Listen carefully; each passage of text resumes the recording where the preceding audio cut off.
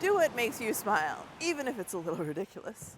I'm Marley with Pacific Widow Solutions, and I help people who've been widowed solve problems so they can focus on grieving and healing. And when you're married to someone, when you live with them, you make choices that you might not make if it was just you.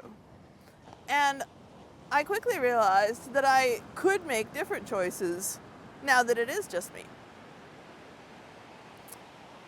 And one of the first things I did was change out the couch. We had chosen our decor together, and he had put a lot of work into it, which I really appreciated. But also, I thought that couch was sort of uncomfortable and boring. It was beige. And when I decided to get rid of it, because it was sort of saggy, I had a hard time with it at first because it felt like throwing him away. But once I was through that, I felt really good about my choice, and this is me going forward. So I was initially looking at similar boring couches thinking, well, this is what we do. And then I thought, well, let me do something fun. So I bought this blue velvet couch, and I love it. I really do. It's tufted and beautiful. And I liked it so much that I changed out the coffee table too. And so now I've got rhinestones on my coffee table. And I know it's ridiculous. And I've been told by someone who can say this sort of thing to me that it looks like I live in a brothel. And that's fine. I don't care what they think. I can live in a brothel for a while. I know that eventually someday, if I live with someone who's allowed a say in the decor, I might have to change it out. But for now, I love it. It's great. And I'm going to show you a picture of it. Isn't that fun? Cracks me up. But I also wanted to do things slowly. And because changing out the life that you've chose together is hard. And it feels like leaving them behind. And so I started with small paint jobs and putting things that we had chosen together that I no longer wanted in a corner instead, or in the garage, instead of throwing them away entirely or giving them away, because I wanted to be able to get used to the idea over time.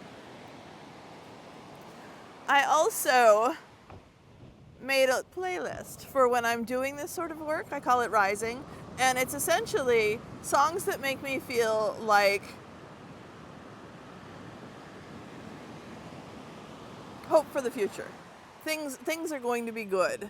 I'm still alive. I'm working on this, and I love it. I listen to playlists all the time. I have a separate playlist for when I want to feel fierce, and they have similar songs on them. But so there's ways to build yourself up to do this, especially like when I was painting the bedroom. That took days, and so having a several hour playlist to help me through that was great. And I will say, I've decided to embrace the weird. You can tell by my wig. It's a costume wig, so it doesn't look like real hair, but it makes me smile. Green's my favorite color. John didn't like green.